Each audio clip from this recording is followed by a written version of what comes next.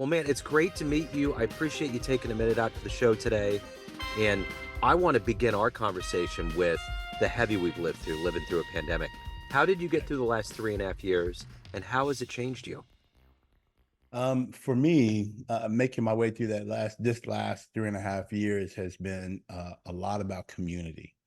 And as a service member, serving over 3 decades, I was accustomed to being around people. I was accustomed to folks, asking for help and support. I knew the value of community. However, it was very different during the pandemic because I had just retired. And throughout my career, I had been responsible for people. And after that opportunity, some might call it a burden, but after that went away, it was literally just me. Children are grown and gone. I'm single, and so it was pretty darn tricky. However, the guys I played ball with, the folks that I played golf with, became a pretty intimate community. And I'm back in America because I retired in Naples, Italy, and reconnecting with family and other friends. Again, that community is what kind of allowed me to make my way through the sunken place, very honestly, because again, you're just newly becoming single and leaving the Navy that I'd been with for 17 years. I mean, for since I was 17 years old, was tough. And so community and faith is really what made allowed me to make my way out of that consuming pandemic. I'm reading Michelle Obama's biography right now, and there was a point there where she was talking about after the whole vortex of being in that 8-year whirlwind, and then being in her house with no one home. She explained what it was like and how weird it Yeah, was. And it's like, yeah, man, when you have that much activity going on your whole life, and then all of a sudden it's like silent. changed. Wow. Yeah, and the thing about the Navy and being on ships is it's really loud. Yeah. Whether it be the nuclear power plant, which is pretty quiet, but if it's engineering or catapults going off, the generators, for electricity, heat, cooling, and so forth, um, pipes there's always noise. Whenever it's totally silent, everybody's nervous. Oh And yeah. so, and then running to their area of responsibility to find out what is wrong. And so when that silence hit me, Joe, let me tell you, I wasn't prepared. Yeah. I'm getting a little bit emotional now, but I just wasn't ready for that. People told me that uh, their perspective on the retirement, but I was not prepared for the silence. Yeah. When the electricity goes out, there's nothing as loud as that silence. It's Real. just like, wow, because there's so Yeah. much ambient noise. And I'm the kind of person that likes to have the Alexa going. I'm a big jazz fan. I got a show. So I'll have the station going, and, Miles is in one room, Coltrane's in another, and I'm just following sounds. That's awesome. I was just listening to some Thelonious Monk last night. It's so funny you bring that up. Man, Monk was one of those guys that I think is one of the most misunderstood cats that was ever in that art form. His Mm, level of genius, I don't know where his brain was going at the end, but he always kept it intact. They would talk about how increasingly while he was on tour, when he got older, he said mm, less, but he was still the same on stage, still wow. banged out the notes, still Yeah. was stellar, but he just didn't talk as much when he got older. But man, he always had that musical part in him. It never went away. The mouse was always going like this inside of him, you Right, know? right, right. That's awesome. So That's yeah, awesome. Hmm. it's beautiful. So let me ask you this. At this point in your life, 2024, if you were to be in front of a bunch of third graders at career day and one of the kids curiously said, "Hey, what do you do for a living?" How do you answer Hmm. that child? Uh, Now I say to them, I ensure that those who have gone before us are always remembered. And um, I say that as a means of reflecting on my position as a commissioner on the American Battle Monuments Commission. Our task is to ensure that time does not dim the glory of their deeds. Talking about the fallen who we celebrate overseas. Um, Another response I would have for a third grader is I'm the one who helps you become the best person that you can be. Because as a leadership coach and a inspirational speaker, my intention is to help others teach treat each other with dignity and respect. And the way that we become the tide, that phrase, "a rising tide floats all boats." Well, we're the tide Yeah. when we connect together and treat each other well. So what did you want to be in the 3rd grade? What was your dream ultimately to grow up and become? That's a tricky response for me. In the third and fourth grade, I wanted to be the president. And my third grade and fourth grade teacher, I grew up on the west side of Oklahoma City, which is very segregated in the 70s, really, really white side of town. And they probably said the most horrific thing that could be said to a third grader Wow. and a fourth grader, because back to back years, both of them said, if I remove the profanity from it, both of them said, "You're not going to be anything when you grow up. You're going to be just like your daddy, and you don't even know who that is, do you?"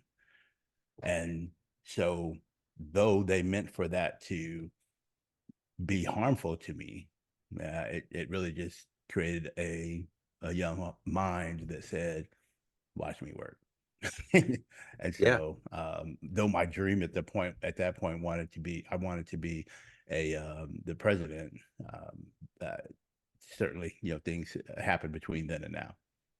But But that's the thing about wisdom, though, is that when you look back on your life, it's those negative things that can be just as fueling as an inspiration in your life. absolutely, because more than one occasion, I came against the force that was against me, and my thought was, okay, yeah, you might mean this for my bad, but it's going to work out for my good. Yeah. And exponentially, things were greater than what others may have said. Yeah. If I fast forward, maybe 30 years out of, from that third and fourth grade experience. And I was the Armed Forces Inauguration Committee member for the Navy, for our 44th president during the 56th inauguration, which was President Barack Obama. Wow. And I got a full page spread in the Daily Oklahoma newspaper. I wish I could have been sitting next to that third and fourth grade teacher Yeah. who when I said I wanted to be the president, I may not have been him, but I was standing right next to him Yeah. several occasions. And so it definitely worked out to where them and many others, spoke harshly against me, and it worked out a different way. That had to be overwhelming to be at that moment. You mean with the president? Yeah. Yeah, I yeah, mean, to yeah. be there, to watch that historical moment, to have that comment said to you, to feel this Right. tide of change and hope and all the things that we hope for in this country, to see that actually happen firsthand. And then with you being working as hard as you did to get to that point, that tidal wave had to be some kind of emotion. It was exciting, and there was definitely a lot of hope for me, in that moment, because I had already had my own experiences when it comes down to, um, you know, being, buried down with, burdens and accusations of whatever that may have been, those people not realizing that I was a seed that they thought they were burying, but I was actually being planted, was an experience I had already had. And so for me to see him, one of the things I tried to convey, verbally, but and mostly non-verbally, was, if you need anything, I'm here. And myself and others are here to, help propel you forward, and not just him as a person, but the ideal of the ideal of the presidency, going to Barack Obama. That's really what that was about. But Yeah. it was emotional. I will admit, it was very emotional. There's a photo. Perhaps I'll have a chance to show it to you another time, of my daughter. My daughter and I just talked about this morning. We were at the kids' inaugural ball, and I'm in uniform, and she's kind of hanging over my shoulder. We were watching the concert at the inaugural ball, and the picture was captured in the New York Post. Oh, wow. And she was today, just this morning, as I said, we talked about that, and it was a very emotional time. Yeah. I took my son to see um, uh, President Obama when he was on the campaign trail. I think it was September or October of that year. And Mm. just to see, he was just a little sliver between the trees. We were up at the World War I monument in Kansas City, Oh, and yes. my son was, I believe, 3 and he just it was too much. But I remember walking out and hearing Barack's voice just boom over Kansas City, and it was like, man, it was just so good, dude. Just so good, the whole thing. Um, That's awesome. so let me ask you this. You're obviously highly driven. You touched a little bit on growing up and what your teachers said, but overall, you were obviously very highly driven, very highly motivated. How did that happen? What were the seeds that were put into you to grow into who you are today? Ooh. So I'm the son of a single mom, fierce angel. I mean, she's one of the most fierce people I've ever met in my life. My grandmother, the two of, and I have, six aunts, but the two of them in particularly said a couple things. One, my grandmother made a comment to me. She said, "Man, you have the ability to observe and pay attention to things like most people your age just don't." And when I told you the side of town I went to school on, by the way, it was all Episcopal school. I'm the only black person there. And when I say the only black person, I mean not the mailman, not the dude in the yard, nobody else, just me, not the janitor, nobody. And so my mother told me, look, you're just as smart as they are. You just need to work and prove it. And I in elementary school, I didn't really that I never was able to turn that corner. Middle school didn't turn that corner till I got to high school. Um, and in high school, there's this big kerfuffle going on with this new teacher, and everybody was mad about it and trying to get her kicked out and so forth. And some buddies and I went to go meet a our our biology teacher our science teacher from a couple years before. And when we walked into the room, this guy's name was Mr. Snow. He said, I mean, Noel, he said, "Hey, man," talking to the other teacher in the classroom with him at lunchtime. He said, "Man, I thought they were coming in here to complain, but Kemp is with him and he doesn't complain." And those three events cast my mind the into the to the state that I'm going to be resilient. I'm going to be able to overcome, and I don't mean just have grit. Anybody can stand in the rain with or without an umbrella. But who can dance in the rain? That's going to be me. A ball bearing going down a hill is not going to collect any snow. It's not going to get any bigger. It's going to be a ball bearing. But if you take a snowball and you roll it down that hill, it's going to take that friction from that snow and become bigger, perhaps even an avalanche, and change the atmosphere. And that was, I think, what poured into me, in the early days. And other things happen, of course, in my life, but they kind of built on those things. But those three events, I think, are what shaped my mindset to be an overcomer and not someone who's overcome. So, who's been a hero for you in your life? Um, you know, when it comes to heroes that I could touch, I just didn't have that. Very, very frankly. Yeah. I admire my mom. She passed away in 1992. I had a high level of reverence for her memory and for my grandmother. Um, if I was going to label a hero, perhaps my uncle would fall into that category. Super quick story. When I was a kid growing up, we would go visit. Because it's just me, would go over to my cousin's house and spend the summer. And all my aunts would go off to work, but my uncle would be at home with us. Boy, get up and go out there and pick up them twigs, and then bring in some baby carrots from the garden. I was like, that's the job I want. Everybody else going to work. This dude is here just giving us grief. But he taught us how to catch crawdads with a string and let him pinch his finger and all that. And then I discovered, okay, oh, he was in the military. Oh, he was a Mumford Point Marine. Oh, wow. And then he, made it to the rank of E8 in the Air Force. Oh, wow. That's somebody I want to be. Yeah. And up until the point that he passed away, he was an inspiration to me. But otherwise, hero wise, I think, I, cast my eye towards um, Baldwin and, Martin Luther King and those folks that I was told to look at and try to emulate. So, of all the people alive on the planet right now, if you could meet one person that you admire, who would it be? Who would you love to spend time with? Mm, still alive. Barack Obama would be the person I'd like to sit down and have a conversation with for sure. Yeah. Yeah. Yeah. Yeah, that would I'd be like to chat with Bill Clinton. And I wish that would be a fun opportunity as well. I saw a speech that he gave at the Truman Library back in, oh, it was the early 2000s. I had never seen anything like that in my life, man. When that door, the double doors opened up and he came through, and it was like all the particles in the room just changed. It was this, Yeah. I've never seen a speech, I've never seen a human command a group, a crowd like that. To see that firsthand, it was wild. Yeah, I can imagine that there was. Yeah, I feel you. I feel you. I mean, the first, um, the first of a few, not many, but a few exchanges we had was, pretty intimate, but it was a high level of confidence, and I thought to myself, that's that's how we when I say me, especially men, should carry ourselves. And we should carry ourselves with a high level of confidence in who we are, and at the same time, let others know we're in this together. And Yeah.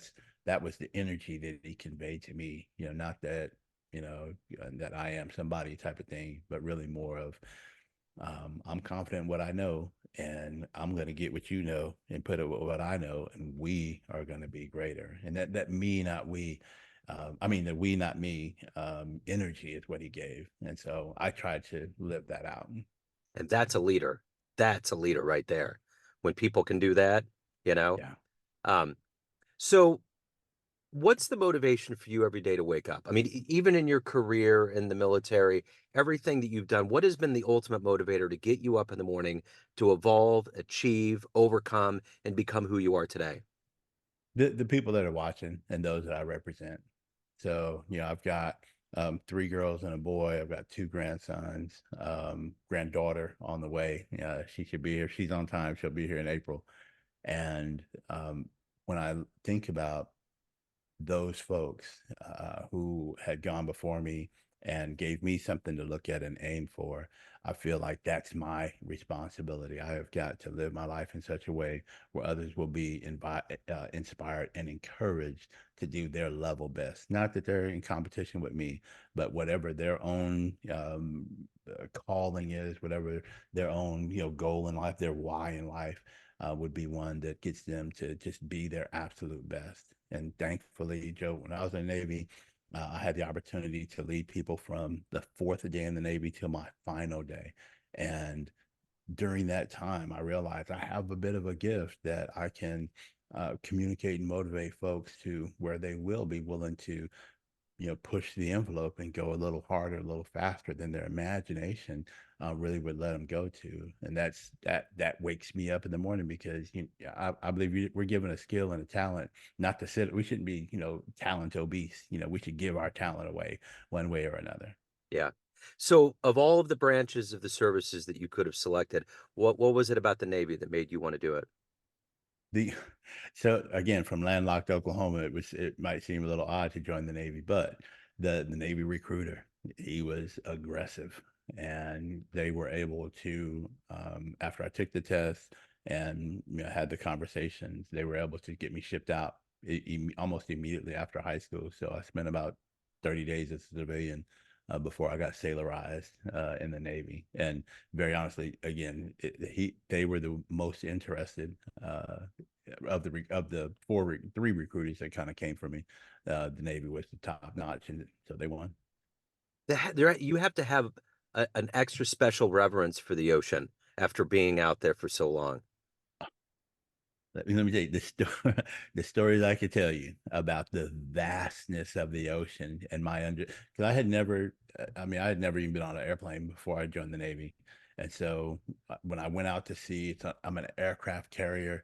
So imagine if you pluck up if you pluck up the Empire State Building and lay it down in the water, it's about the same size of an Wow. aircraft carrier.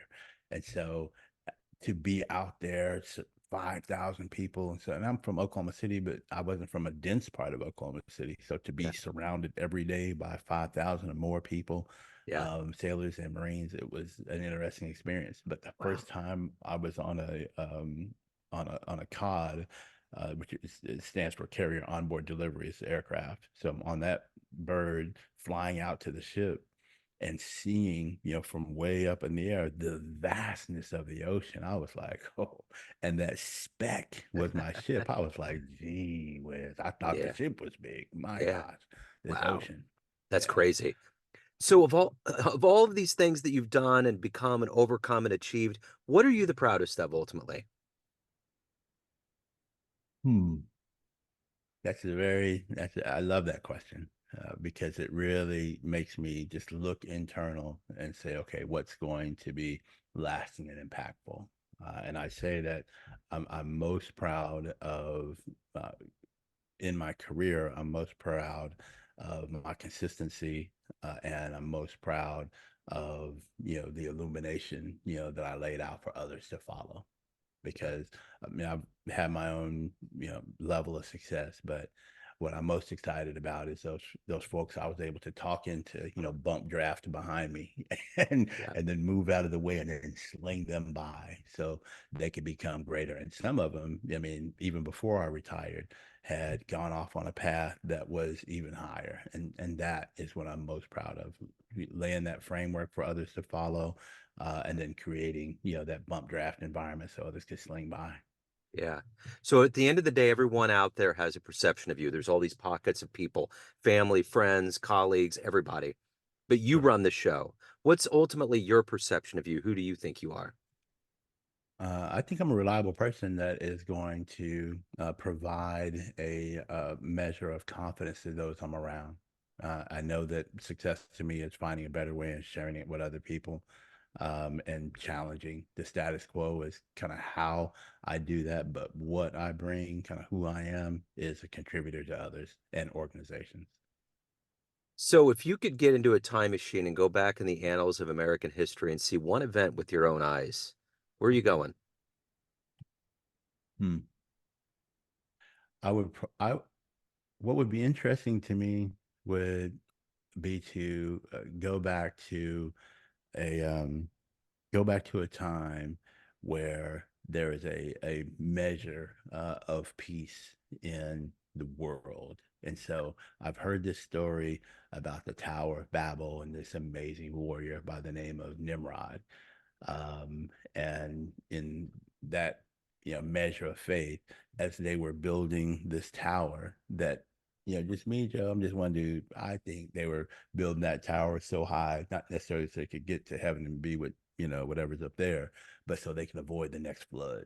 My Yeah, perspective. sure. But I would love to be there as the conversations began with why we're going to build this tower, because that measure of unity is something we need to find our way back to. And I'm Yeah, concerned about the nation. I'm concerned about these grandchildren, my children and grandchildren. yeah, And I'm concerned that if we don't share that measure of unity, it could be tough. yeah, Uh, and so that would be, I'd like to go back there, especially if I can come back. If I got to go stay, that'd be tough. That's another story. yeah, I'd go somewhere else. But yeah. if I Come can back. go learn and come back, Yeah. Oh, yeah. absolutely. Yeah. So Raymond, if anyone out there wants to learn more about you, reach out. Anything about your world, where can they go? RaymondKemp.com. On social media, I'm Raymond D. Kemp. That's on Instagram and Facebook, and on X. And of course, they can find me on LinkedIn. It'd be a pleasure if they would. Right on. Mr. Kemp, this has been wonderful. Thank you, sir. I appreciate the stories, the service, everything. You're wonderful, man. I appreciate it. Thank you, Joe. It's been an honor to be here with you. Yes, sir. Take care.